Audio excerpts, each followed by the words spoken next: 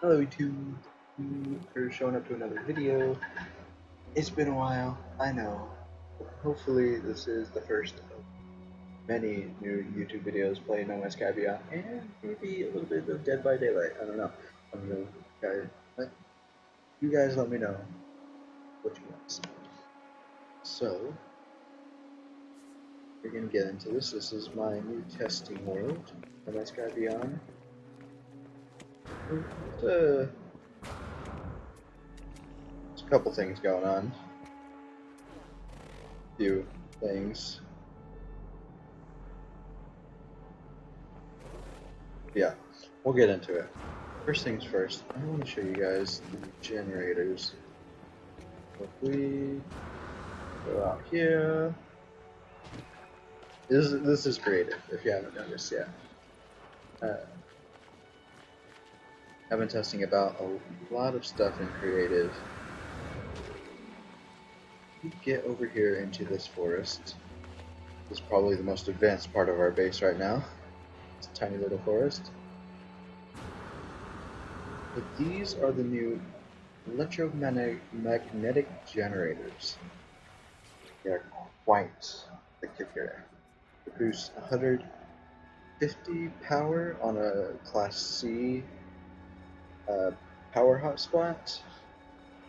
I haven't found a higher class power hotspot, so I don't know what they produce on those. But this is the least amount of power you'll be able to generate with one of these. Is 150, which is 3 times better than a solar panel, and it runs 24/7.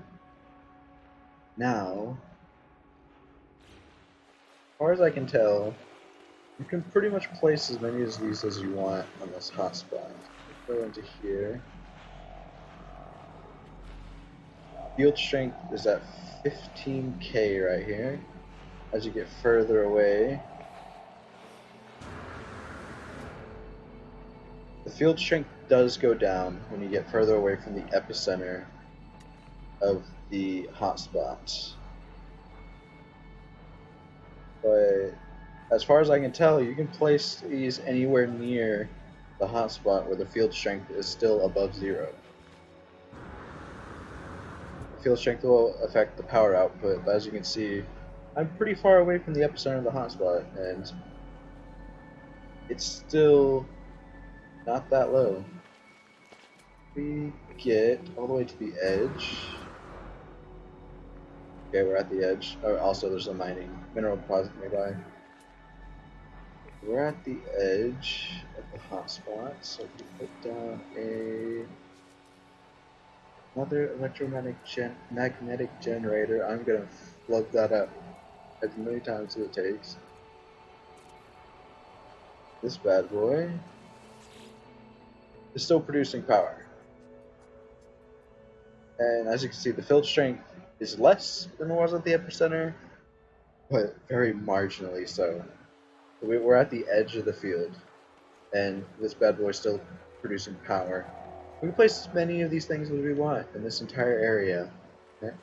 And that is absolutely insane. I don't know if it's supposed to be this way, but basically you find one of these spots, you lay your base on it, you have infinite power. Second thing, moving on, next we'll be taking a look at the mineral deposits. I'm not going to be showcasing the gas clouds today because they pretty much work the same as the mineral deposits. All exactly the same. Almost pretty much same as electromagnetic generators as well. So basically, instead of batteries, you have silos. Batteries hold power for the generators, the silos hold resources. If we access our depot here, you can see that we are 52% full. We got total storage of 6,000, and with all of our extractors networked together, we have a total of 2,000 production per hour. Right now, it's producing cobalt. That's not the best deposit in the world. Like, I can't imagine what you would need cobalt for. There's probably some good recipes you could use to turn this into something else, but for the most part, you're looking for a copper deposit or even something else like magnetized ferrite, something. But anyways, this is a. So yeah, this. I go to one of the mineral extractors. This is only a class B. Class Bs produce 500 per hour, but since we have 4, we're producing 2,000. A Class C, I believe, will produce 250, and if we keep going with that pattern, I assume Class A will produce uh, either 750 or 1,000, and then the Class S's will either produce 1,000 or 2,000, depending on whether they keep doubling as they go up. But yeah, this has been running for not very long at all. And we already have 3,500 in here. That's crazy. And you can add as many silos as you want. The number one best thing about these things, these will run offline. You can leave your game, come back, all your silos will be full. You leave for a day, come back 24 hours later.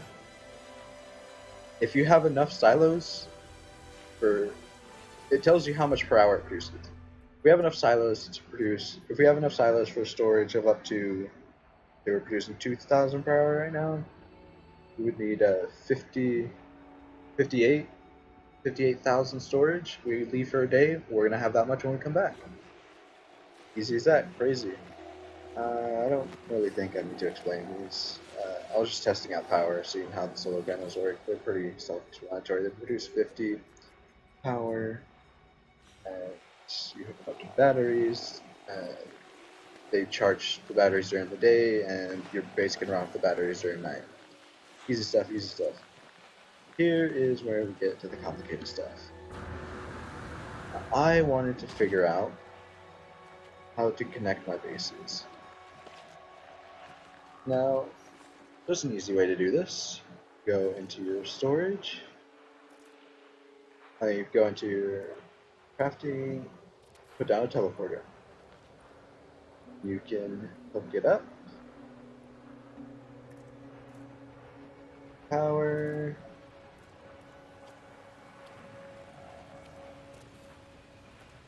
And then you can teleport to any of your bases. But this is just a little outdated,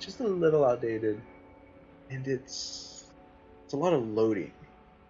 We want to cut down on loading, so I'm talking about how I can get from base to base on planet.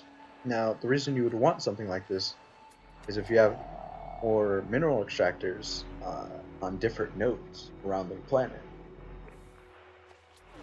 We activate our survey binocular, that mineral deposit right there is right next to our base, but if we were to go exploring out in this direction, we could find another mineral deposit, but it's going to be outside of our base, so we're going to have to set up another base there just to put down the extractors. But I don't want to have to set up a whole refining setup there, and I don't want to use a bunch of load times to bring resources back and forth. So here's what I got for you. I'll explain the circuitry later. First things first. Let me make sure everything's hooked up. Yeah, everything's hooked up. This is proximity. As you can see, this proximity is not hooked up into this teleporter. It is going through this circuit. So the circuit outputs positive. We go through. We're up here now. We were over there. As you can see, this proximity takes the charge back to there. And when this proximity is on, both this teleporter and that teleporter are active. When this proximity is on, both this teleporter and that teleporter are active. Now, when neither of these proximities are on, both of these teleporters are inactive, consuming no energy. Go back through. Let me show you what the idea is here. Go through here, hop onto this teleporter, and then we're over here, and then we hop onto this teleporter, and then we're at this freighter that is 800 units away from our base. And if we take a quick look, there is another mineral deposit nearby here. we could set up another mining outpost. Actually, let's just for reference. Let me show you how this works. So we see a mineral deposit close by. So going forward,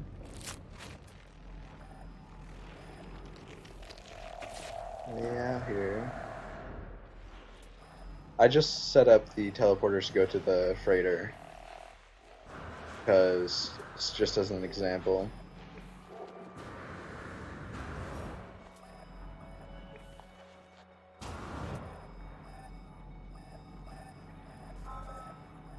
Let's see, it's a Class C deposit, so it's not going to be that good. Yeah, and it looks like we got a copper deposit. So we have this teleporter going over here, and we can set down another manufacturing uh, setup for copper. So we can just start setting these down. And if I had known that deposit was already over here, I would have set it up to that. But I just set it up to the freighter as an example. So that will, if we actually had the teleporter over by those extractors, we could easily teleport all the way to our extractors, pick up all the copper that we would want, and then take it back to our base for refining. As you see, this teleporter is not on. This teleporter leads back to that teleporter. That teleporter is not on. You can see this wire connecting to it, red. So that teleporter is not on. So if we come over here, that proximity goes off, this teleporter turns on, and that wire connecting to the other teleporter turns blue. It's on. If we walk through here, we were over by that freighter, now we're here. We walk through this one. Now we are right next to the base. So quickly, I want to show you how the circuit works. So this circuit is very simple. It's just a logic OR gate. If this line right here coming from the proximity, or this line right here coming from the other proximity, turns on, then the output is true. So it turns on both the teleporters. And it will only turn them on if one of them are. So I'll show you how this. I'll show you a simpler version of the circuit, so you can wrap your head around it. I know most of you probably already know this. Like, this is just simple logic gates. So how this works is, this is our output, this light right here. We got power coming in. We got a light switch. We turn it on. Everything goes on. Light turns on. That is very blinding. Turn it off. Light goes off. Turn this on. These are our proximity detectors. Light goes on. If both of them are active, then it's off. So the idea here is these are power inverters, right? So when we, oh, these are facing the wrong way. Oh, well, it doesn't matter. So this switch representing our proximity detector, when it turns on, everything's inverted here, isn't it? This is a bad example. When it's, okay, no, I just need to turn them both off.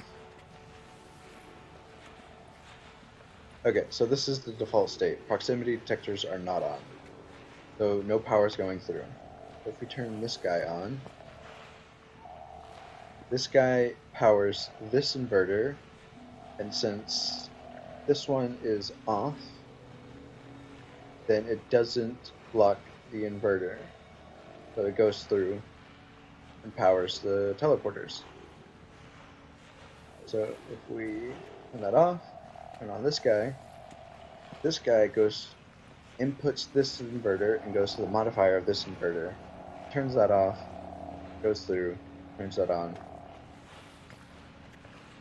And if they're both on, they're both powering the modifier for the for the power inverters, so it turns off all power that goes in. Now, the reason I did an OR gate, not an AND OR gate, is because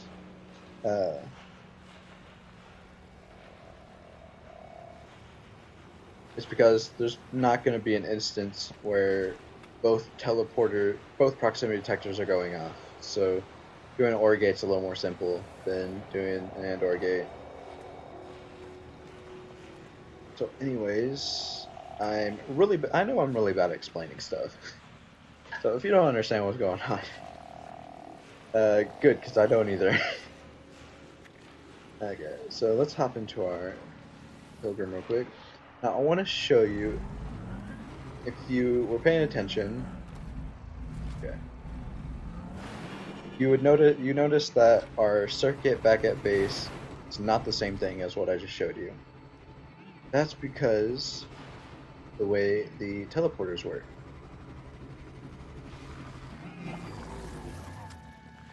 So when you go through one of these short range teleporters, it takes you to the closest one.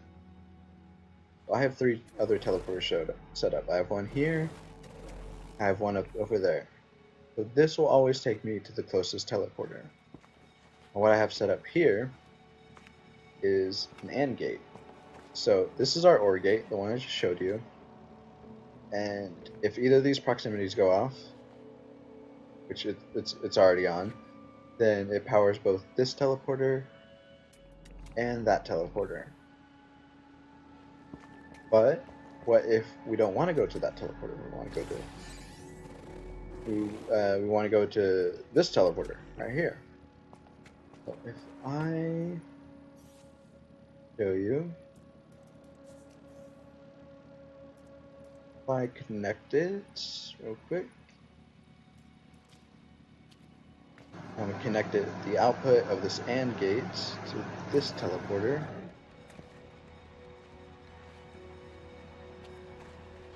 Right? Yeah. And we'll turn this one off. This should keep that teleporter from turning on, the one that we just went through. Turn this one on. That should allow that teleporter to turn on, so when we step close to it, there it goes, that one turns on. And we step through it, and we still go to this one. Here is the problem. You can see that this teleporter is not powered.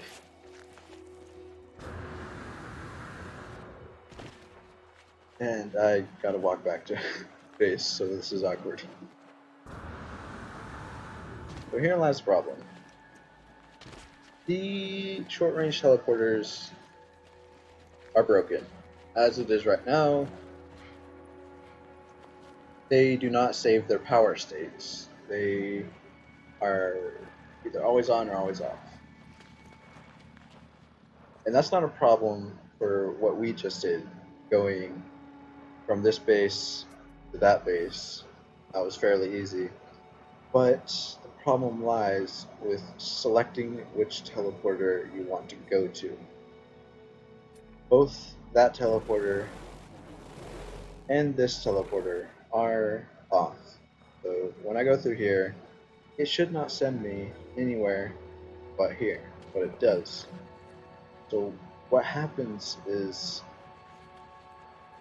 this teleporter seems to, it's not exactly right. The teleporters I connected to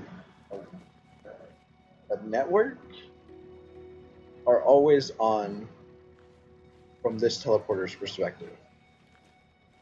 This teleporter thinks that one's on, and it is yet to recognize this one. So it still thinks that one is both the closest, and it still thinks that one is on. So theoretically, this system works. Now, I know that sounds like I am just saying that, but no, the logic on the system works. If we go here, this switch is flipped, that wire is powered, and is powering that teleporter. If you flip this switch, turn this one on, that teleporter is powered. So in theory, this system works. It should work, but as you can see, this teleporter is powered, that teleporter is not. We hop through, we're over here, and this one's not even powered, so we can't go back through it. You already saw this, so I don't know why I demonstrated it again. Now I gotta walk back to this. So, all in all, I really love the new power system, really love the switches, and I really love the short range teleporters. And they're very convenient, but once your circuit gets more complicated, they don't work correctly at all. They just don't. They don't seem to communicate with each other properly about who's turned off and who's turned on. So I don't know. It's mixed feelings. It's mixed feelings. Well, I think I'm gonna end this episode here. I just want to show you all some things I've been testing out, trying out. If you want to see more, let me know. If you want to see logic gates in No Man's Sky, like this is an OR gate, those two are AND gates. Let me know. I know a bunch of other YouTubers already done a bunch of videos on it, so the information is probably already out there. But if y'all really want to see it, I'll do an episode on it. But for now, thank you guys for showing up. Before you go, I forgot to mention, we hop through here. We hop through here. And we're too far away. Go back, go back. If we go here. Now, the caveat to this transportation system is that you do have to set up bases in between each one you want to go, but you can go pretty far across one base. Now, something I want to show you guys is that this middle section right here, although this EM field generator sitting right here, it's not connected to anything. This battery by itself, as you can see, there's no energy being used. So I just fully charged this battery, and then I just left it here. So basically what you can do is you can just charge a battery, put down a solar panel, leave it alone, come back. You can pick up your solar panel if you need the resources back, and you can just leave the battery here. Once it's fully charged, it won't deplete, except for when you're using the teleporters. The teleporters only drain 5 energy each, and that's 10 total for each battery. So with this being 45,000 grid power stored, that's gonna last pretty much forever. I don't imagine you having to recharge your teleport stations for a very long time. And if you can spare the resources, just leave a solar panel here. But you really don't need to. You can just use one solar panel to charge all your stations. But anyways, that's all. Goodbye again. Thank all you guys for watching. Please subscribe for more. I also do Twitch more often than I post YouTube videos, so go follow me there. Y'all have a good one. Good night. See y'all later.